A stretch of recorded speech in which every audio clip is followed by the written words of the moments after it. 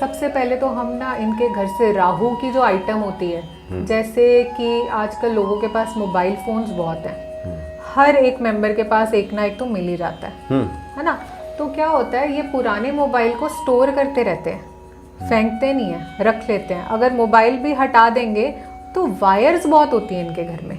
अच्छा। जिनके घरों में ज़्यादा वायर्स हैं या राहु के उपकरण बहुत हैं, जैसे जिसको हम इंग्लिश में गैजेट्स बोलते हैं, कि एक लैपटॉप भी है, एक आईपैड भी है और मोबाइल 3-4 हैं, उसके अलावा बहुत सारे हेडफोन्स हैं जो यूज़ भी नहीं कर रहे हैं, ऐसे ही पड़े हुए हैं। तो ये जब चीज़ें बहुत सारी इकट्ठी हो जाती है तो राहु जो है वो एक्टिवेट हो जाता है। तो हम पहले ये वाले जो फालतू की चीज़ें हैं, जो नॉन वर्किंग एप्लायंसेस बोलते हैं, जो काम नहीं करते लेकिन रखे हुए हैं, जैसे किसी का माइक्रोवेव खराब पड़ा है लेकिन सोचते हैं ठीक करा लेंगे, लेकिन वो कभी यूज़ आना ही नहीं।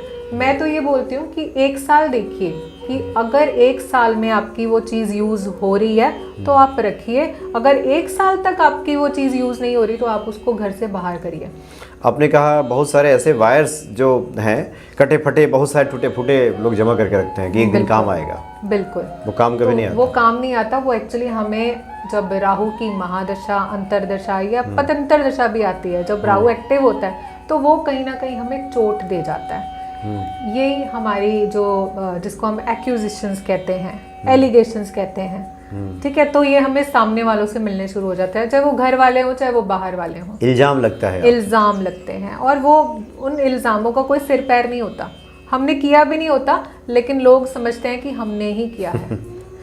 तो हम चाहेंगे कि आप सबसे पहले तो जो उपकरण ऐसे हैं जो आपके यूज़ नहीं हैं तो आप उनको हटाएं, तो आपको काफ़ी फ़ायदा मिलेगा। दूसरी चीज़ है कि हमारे घर में ना धार्मिक पुस्तकें होती हैं जो कटी फटी होती हैं। अच्छा। कटी फटी धार्मिक पुस्तकें या कुछ पन्ना निकल गया है फिर उसको हमने ऐसे ही लगा के रख दिया है। जी, हमने ऐसे लगा के रख दिया। या लेडीज़ की हैबिट होती है कि कोई कार्ड आया उसमें गणेश जी बने हैं, तो वो क्या करते हैं, उसको निकाल के रख लेते हैं कहीं पे। तो एक्चुअल में वो खंडित है। आपने उसकी पोजीशन से उसको उखाड़ दिया और आपने कहा मैंने तो बड़ा अच्छा काम कर दिया, लेकिन ये काम अच्छा नहीं हो रहा।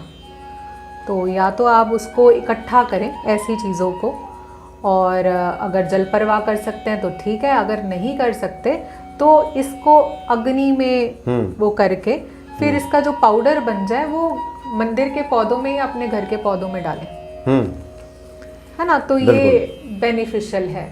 और कटी फटी धार्मिक पुस्तकें और बहुत पुरानी सी पिक्चर्स होती हैं, जो भगवान की पिक्चर्स हैं जिनको आपका इमोशन जुड़ा है, हाँ, लगाव हो गया है, लगाव हो गया, लेकिन ऐसी चीजें रखना भी अच्छा नहीं होता।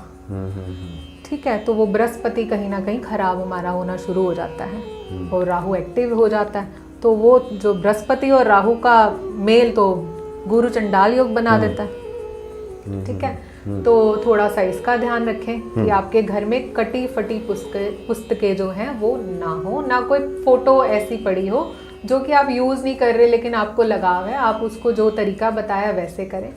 तीसरी चीज़ है, जब हम कहीं ड्राइव करके जा रहे हैं तो कई लोग अच्छी ड्राइविंग जानने के बावजूद एक्सीडेंट्स होते हैं, तो उनके लिए हम सजेशन ये देते हैं कि आप जो है वाहन दुर्घटना यंत्र आता है हनुमान जी का, अच्छा, तो वो अपने कार में लगाएं, पेस्ट करें, जिससे वो रक्षा होती है आपकी, बहुत ज़बरदस्त रक्षा होती है। वो लटकाने वाला, हैंग करने वाला होता है? नहीं, वो पेस्ट करना वाला होता है, ग्लास वो पे हाँ जी, ग्लास पे पेस्ट हो जाता है, वो स्टिकर टाइप आता है। और अगर आपको लटकाने वाला मिल जाए, हैंग करने वाला मिल जाए, वो भी आप रख सकते हैं। अच्छा, वाहन दुर्घटना नाशक यंत्र? हाँ जी, वाहन दुर्घटना नाशक यंत्र होता है, तो आप उसको आप यूज़ कर सकते हैं, और वो बहुत ही पावरफुल है, वो हनुमान जी का यंत्र होता है, तो आप उसको यूज